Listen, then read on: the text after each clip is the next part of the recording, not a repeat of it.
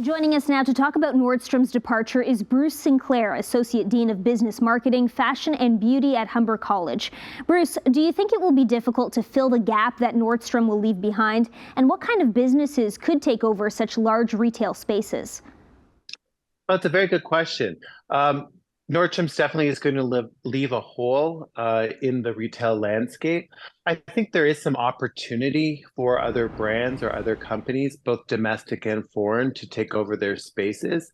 I've already heard quite a bit of chatter about people hoping that Simons will take over some of those spaces in the market that they're not currently in.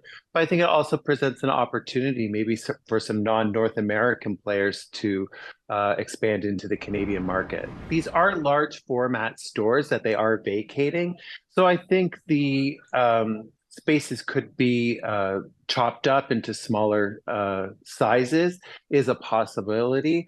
But I think that from the mall perspective, they would like to find a larger tenant to take on and anchor the malls.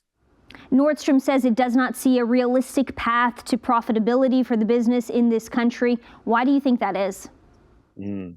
Well, I think Nordstrom sits in a very difficult position in the current retail climate. It's kind of between, say, the Hudson's Bay and Holt Renfrew.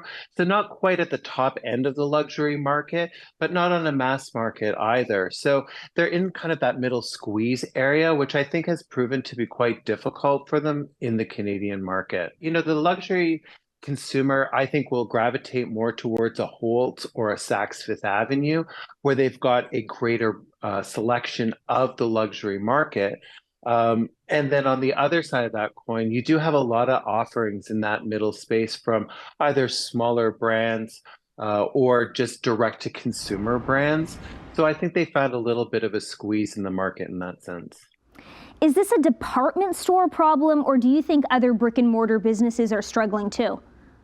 I think some other brick and mortar stores are struggling. I mean, we can see what's happening with Bed Bath and Beyond currently.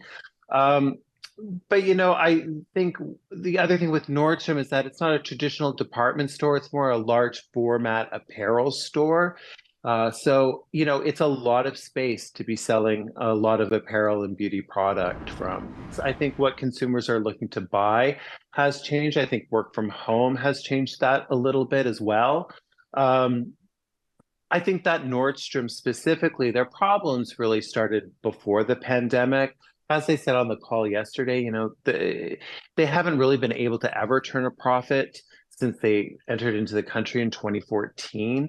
I think maybe the pandemic was really sort of the final nail in the coffin, and they, again, as in their words, didn't see a path to profitability. I mean, this is 2,500 employees of Nordstrom who are being let go, pretty much without any warning. Someone I know who works at Nordstrom went to work in the morning, had no idea that this was coming down the pipe. And, you know, by the time she left work for the day, you know, the stores were closing. So, you know, there are 2,500 people in the retail sector that are going to have to find new jobs. I think a lot of them are quite anxious to see who's going to take over the space and maybe what opportunities will present themselves. Thanks so much for joining us, Bruce. Thank you, Callie.